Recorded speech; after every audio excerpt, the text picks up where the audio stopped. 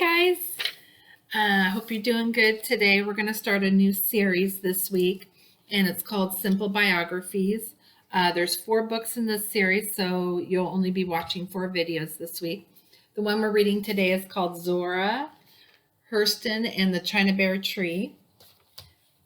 Cecile Cruz will be our second one. Snowflake Bentley will be our third one. And the pot that Juan built will be our 4th one. So our first one today is called Zora, Hurston, and the Chinaberry Tree. And Simple Biographies is the title of this unit.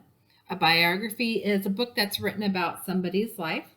And this one is a little girl, and she ended up growing up to be a famous writer. And so we're going to learn about her today. We've already read one of the books, and it was Jacques Cousteau. So you've read A Simple Biography before. So this is our first one this week. Here's our title page.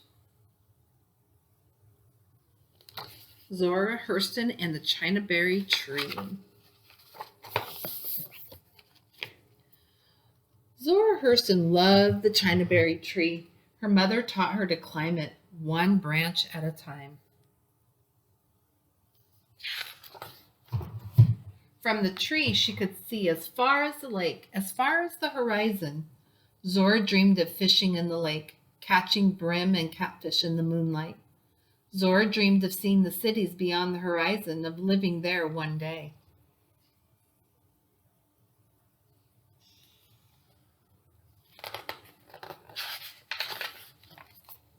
But only boys fished in the lake. Only men traveled to the cities. Zora watched with envy as the wagons rattled down the rusty roads. So what are you noticing so far about this story? What time frame do you think it is? They're in a wagon. Only boys get to do the fishing and going into the cities. Probably not today, right? Long time ago. Her father told her to wear a dress, to leave tree climbing to wild boys who had not better way to spend their time. He told her to read the Bible every day, learn verses she could recite in Sunday school. He warned her about girls who didn't obey their fathers, girls who didn't grow up to be young ladies.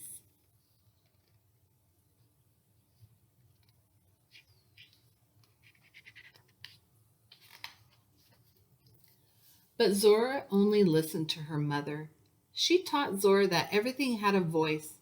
The trees and rushing wind, the stars in the midnight sky. She taught Zora that the world belonged to her, even in the lake and far off horizon.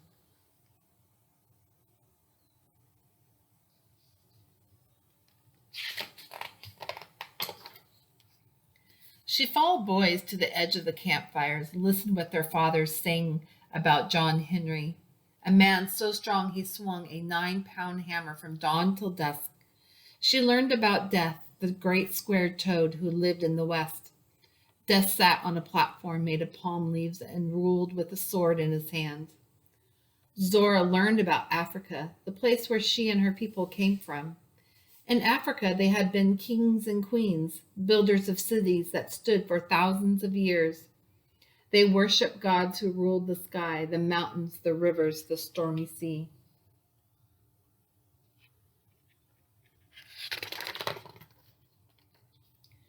One morning, Zora's mother didn't feel well. She told Zora not to worry, that soon she would be well again.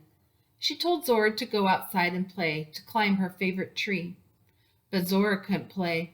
She saw how tired her mother was. She saw the pain in her eyes.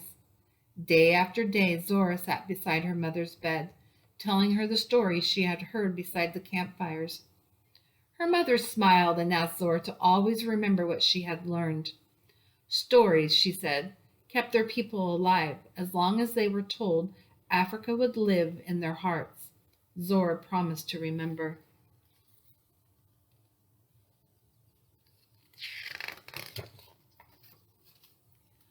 Zora's mother slowly got worse. Men and women came to sit up with her through the long, hot nights.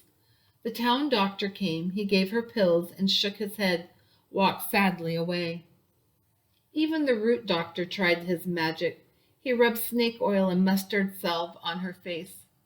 He burned a tall white candle beside her bed, but nothing worked. Zora was sitting in the parlor when her father told her she would not see her mother again. Oh boy, this is a sad one. Zora felt as if she had died. She watched while the old people stopped the clock, put the sheets on the mirror. She watched while the women cried and the men stared at their Sunday shoes. But then she could sit still no more.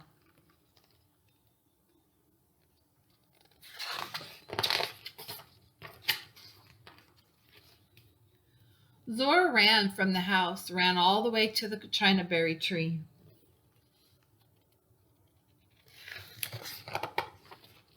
She climbed the first branch and the next, climbed almost to the top.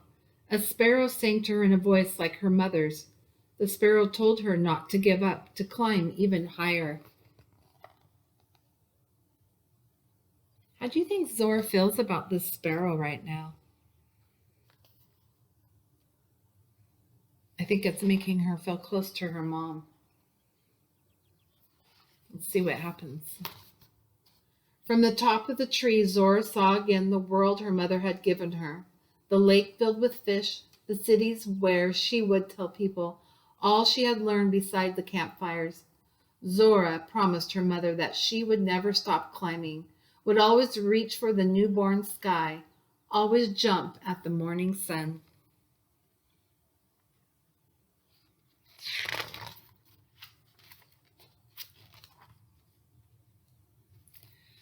So here's the question. Zora is looking at the horizon again. Zora is looking at the horizon again, just like she did at the beginning of the story. I want you to think about how Zora's feeling at this point in her life. I'll show you that last page again.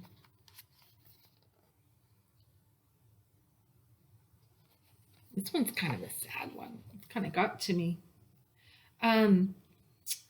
So this was our first one. We're going to do a little bit different assignments this time. After a couple stories, or whenever you'd like, you're going to get a timeline that looks like this. It's in the folder under literacy.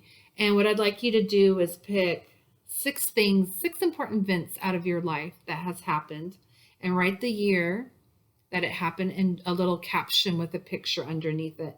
This is not a very good copy, but you'll be able to print out a better copy. But there's 6 squares, and this part right here will be where you put the dates. So you'll put the first date here, and then draw a picture of it up here with a caption telling us why this was an important event in your life. So you'll get to do 6 of those. And at one time during this set, we'll go ahead and do a Zoom meeting, and this will be our community circle that will share some of these things from our timelines. All right, guys, thanks for listening. I'll talk to you soon. Have a good day, and remember, I'm here if you need anything. Bye, you guys.